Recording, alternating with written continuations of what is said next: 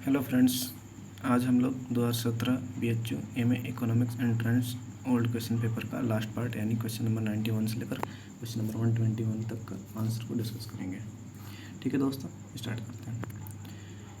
With reference to the price index number if P01 into P10 equals to 1 which test it satisfy.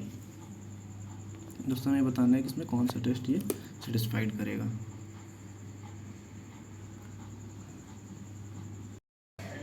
दोस्तों ये time reversal test को satisfied करेगी condition. तो friends हम लोग चलते हैं नेक्स्ट क्वेश्चन की तरफ। हमारा नेक्स्ट क्वेश्चन है question number 92। Who has given the following formula calculate price index number P01 equals to sigma P1 Q0 1 sigma P0 Q0 into 100। बताना है भाई ये जो फॉर्मूला है किसके द्वारा दिया गया है। तो हमारा राइट आंसर होगा ऑप्शन 3, लेसस पेयर के द्वारा ये दिया गया। Option 3 will be the right answer. Okay friends, next question. हमारा नेक्स्ट क्वेश्चन है harmonic analysis method is use to detect. Harmonic analysis method किस चीज़ को डिटेक्ट करने के लिए यूज़ किया जाता है। Right answer will the cyclic variation. Okay friends, cyclic variation.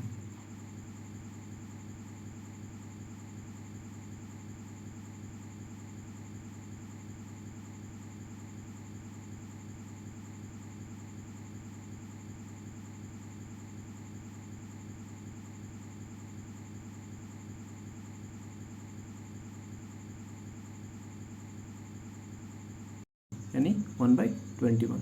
क्या होगा answer 1/21। Next question is the, देखिए इसका भी मैं आपको आंसर बता दे रहा हूँ नेक्स्ट क्वेश्चन का, आप लोग उसको भी सॉल्व कर लीजिएगा। The right answer will be the option first 9/10 का power 5। Okay friends, next question की तरफ हम लोग बढ़ते हैं। Question number 96। जितने भी न्यूमेरिकल से मैंने पिछले इसका आंसर बता दिया है, आप लोग इसको सॉल्व कर लीजिएगा। क्वेश्चन नंबर 96 का आंसर होगा हमारा 1/81। Right answer will be the 1/81। Okay friends, हम आगे बढ़ते हैं क्वेश्चन नंबर 97 की तरफ। Which of the following plan witnessed the highest growth rate in India. मैं ये बता रहा भाई कौन सा ऐसा प्लान है जो highest growth rate in India रहा है हमारा। ये है हमारा 10th प्लान।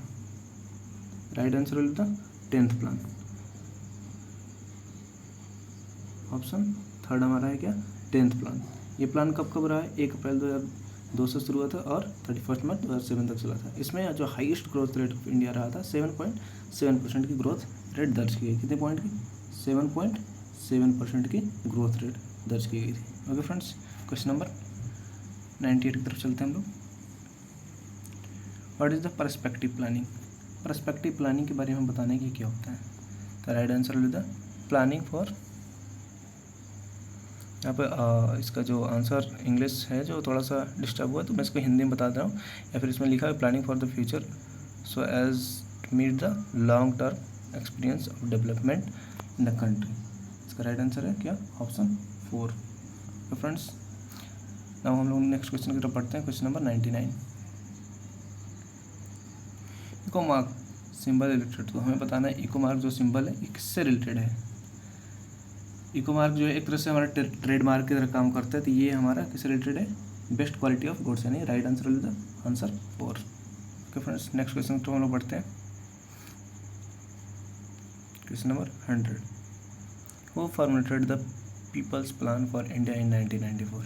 किसने ये जनता योजना तैयार किया था। ये हमें 1944 में जनता योजना यानी पीपल्स प्लान किसने प्रिपेयर किया था हमें बताना है। Right answer will be the M N. Roy. Option second, M N. Roy ji ने क्या किया था, पीपल्स प्लान तैयार किया था। Now the next question is arrange the following committee in chronological order from the given codes. तो ये हमारा दिया हुआ है Khusro committee, Dantwala committee, Narasimham committee and Kelkar committee. ये 4 कमेटी दिया गया था और इसको हमें अरेंज करना है। The right answer will be the question number 101 का right answer will be the option second, यानी first of the Dantwala committee, then Kelkar committee, then Khusro committee, and the last one Narasimham committee. Okay friends, right answer is the second option.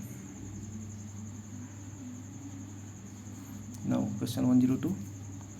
Identify source of agriculture credit in India from the quotes given below. यहाँ पे जो भी options दिए गए हैं बताना है कौन कौन से एग्रीकल्चर सोर्स ऑफ क्रेडिट है. ठीक है, तो right answer will be the, हम कह सकते हैं कमर्शियल बैंक भी हमें एग्रीकल्चर क्रेडिट का सोर्स है, मनी लेंडर्स भी है. ठीक है, इनफॉर्मल सोर्स है लेकिन मनी लेंडर्स भी एक सोर्स है हमारा. रीजनल रूरल बैंक भी क्या करता है, एग्रीकल्चर क्रेडिट प्रोवाइड कराता है. And small industrial development bank ये भी क्या करता है, एग्रीकल्चर सोर्स, यानी ऑल ऑफ देम, यानी क्या है option 4. Option 4 will be the right answer. Now next question is the exchange rate is kept the same in all part of the market. कह रहे किस वेरिएबल्स के द्वारा एक्सचेंज रेट सेम रहेगा all part of the market, यानी exchange arbitrage जो है ये क्या करेगा, हमारा जो एक्सचेंज रेट का ऑल पार्ट ऑफ मार्केट में क्या करेगा, सेम रखेगा. Right answer will the first option. Okay friends, now the next question is 104. Component of HDI. हमें बताना है HDI के कंपोनेंट्स कौन कौन से हैं. लॉन्गेविटी बिल्कुल है, इन्फेंट मोर्टेलिटी ये हमारा नहीं है, एजुकेशन अटेनमेंट भी है, and decent standard of living. यानी हम कह सकते हैं यहाँ पे ये 3 ऑप्शन यानी first option, third option and the fourth option are the HDI component of HDI है. जहाँ भी ये 3 ऑप्शन ये होंगे यानी option will the last option will the right answer, first, third and fourth. Now the next question is 105. Which of the following is the true with respect of monetary approach of the balance of payment. बताना है कौन सा यहाँ पे statement सही है balance of payment के monetary approach के संबंध में. The right answer is the first option. It's view the balance of payment as the essential monetary phenomena. क्या है बैलेंस ऑफ पेमेंट, एक इसेंशियल मॉनेटरी फेनोमिना है. Okay friends, the right answer is the first option, first. Now will discuss the next question. Question number 106. According to the Mr. Robinson, the stage of golden age. जो golden age, जो stage of golden age क्या था, इसमें क्या था, जो capital growth था वो इक्वल था लेबर ग्रोथ रेट. यानी जैसे जैसे हमारे टेक्नोलॉजी का डेवलपमेंट हो रहा था साथ साथ हमारा जो लेबर ग्रोथ का था स्किल डेवलपमेंट वो साथ साथ चल रहा था. And the right answer is the second option. और the next question is 107. An agreement between two countries to maintain a free trade area, a common external tariff, free mobility of capital and labor, and some degree of unconditional in government policies and monetary policy is called. ये क्या होता है, free trade area, जहाँ पे और ये policy provide कराई जाती है जहाँ पे हम फ्री ट्रेड कर पाएंगे. क्या होता है, फ्री ट्रेड एरिया बोलते हैं इसको. The right answer is the second option. Now the next question is productivity of Indian agriculture can be enhance. भाई इंडियन एग्रीकल्चर की प्रोडक्टिविटी बढ़ाने क्या क्या है, तो फर्स्ट ऑप्शन भी सही होगा. हम इंक्रीज पब्लिक इन्वेस्टमेंट इससे भी कर सकते हैं. Increase in aggregation facility, aggregation facility बढ़ेगी पर प्रोडक्टिविटी बढ़ेगी. Higher support price of the farmer and shift worker from the industry agriculture. देखिए प्रोडक्टिविटी बढ़ाने के लिए हमें क्या करना भाई, higher support price of the farmer.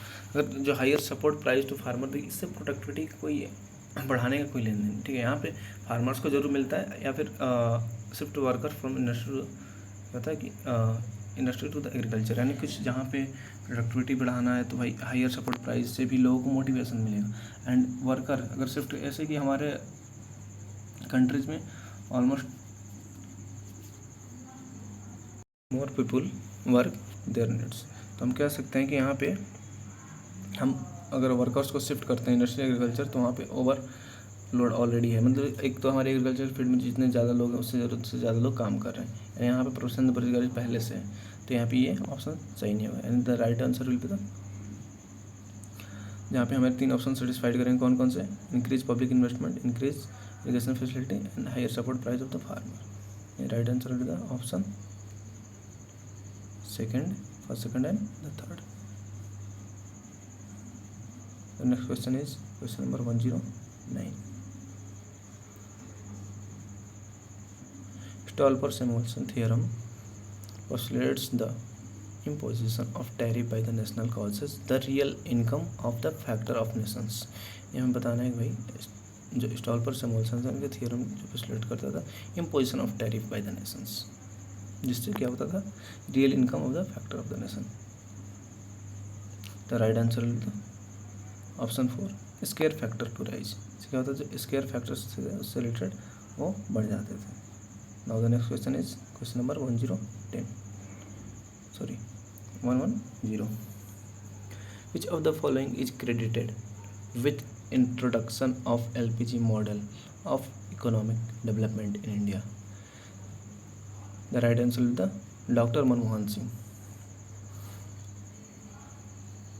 इन्होंने LPG मॉडल को इकोनॉमिक डेवलपमेंट में यूज किया था। उस समय ये क्या फाइनेंस मिनिस्टर थे और उस समय गवर्नमेंट किसकी थी, नरसिम्हा राव जी की गवर्नमेंट थी, उसमें ये फाइनेंस मिनिस्टर और इन्होंने LPG मॉडल को इवेलुएट किया था। अब नेक्स्ट क्वेश्चन इज टिपोलन जनधन योजना कंसर्न विद, आप सभी को पता है जनधन योजना किस चीज़ कंसर्न करता है, bank deposit. Now the next question is an over valued Indian rupees in the foreign exchange market will which of the following consequence. जब भी अगर मनी की वैल्यू ओवर वैल्यूड हो जाए दैट मीन ज़्यादा होगा तो क्या होगा कि जो एक्सपोर्ट हो जाएगा वो कॉस्टलियर हो जाएगा एंड इम्पोर्ट क्या हो जाएगा चीपर हो जाएगा। यानी हमारी वैल्यू ज़्यादा होगी तो हम चाहेंगे तो भाई कम पैसे में ज़्यादा चीज़ों को इंपोर्ट करा सकते हैं, यानी ज़्यादा गुड्स एंड सर्विसेज को इंपोर्ट करा सकते हैं। यानी क्या होगा make import cheaper and export costlier. Right answer is the first option. Now next question is the term of trade refers to, हमें बताना term of trade refers to the right answer will be the option third the ratio between the export and import prices. जो भी export and import trade के बीच के ratio को क्या होता है term of trade. Now the next question is plan holidays in India's planning is identify with the period. जिन्हें plan holiday बनाया गया था तो ये 1996 एंड 1997 में, इन साथ में इसको टू कॉन्सिक्वेंस जो ईयर होते हैं दो लगातार ईयर्स के साथ में बढ़ाया गया। तो ये होगा 1966 to 1969। Right answer will the sorry ये क्वेश्चन ऊपर चला गया। Right answer will the first option 1966 to 1969। और the next question make in India campaign aimed to attracting industrial to make India global manufacturing hub was introduce on. भाई इसको कब introduce किया गया था? PM मोदी द्वारा सितंबर 25, 2014 में इंट्रोड्यूस किया गया था। The next question is question number 116 full demographic dividend will be raised when government promote. बताना व्हेन गवर्नमेंट भाई क्या प्रमोट करती है जो फुल डिविडेंड रियलाइज होता है।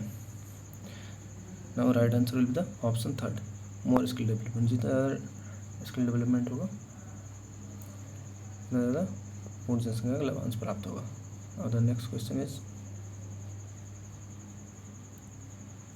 मैच द फॉलोइंग, हमें बताना है कि भाई कौन सा ऑप्शन यहाँ पे राइट होगा। तो बॉम्बे प्लान किससे रिलेटेड है हमारा, जैसे देखें तो बॉम्बे प्लान हमारा टाटा बिरला से रिलेटेड है, गांधीयन किससे रिलेटेड है, श्रीमन नारायण से रिलेटेड है, पीपल्स प्लान MN रॉय से और Sarvodaya Jayaprakash Narayan. Right answer will the option first. Okay friends, now the next question is question number 118 reserve army of labour term was used by whom among the following economists। Correct reserve army of labour ये टर्म को किसके द्वारा use किया गया था? The right answer will be the option third Karl Marx. इस ये टर्म किसने यूज किया था? Karl Marx. Libre army the reserve army of the labour. Now the next question is the which option is true for population dividend to the manifest. भाई बताना है which option is true for the population dividend to manifest. जो जननांकीय लाभांश उसके संदर्भ में कौन सा राइट आंसर होगा? The right answer will the population in the age group between 15 to 64 are likely to increase, क्योंकि ये कहा था हमारे यंगेस्ट पॉपुलेशन और फ्यूचर ऑफ द कंट्री जहाँ पे वर्कफोर्स बहुत ही ज़्यादा होता है। Now the next question and the last question of the series which of the following the correct sequence of development sector in the Indian post independence means आज़ादी के बाद से जो हमारा डेवलपमेंट था इसका सीक्वेंस बताना है। तो इसमें जो सबसे ज़्यादा रोल किसने प्ले किया था, service sector, then agriculture and then industry sector. The right answer is the second option.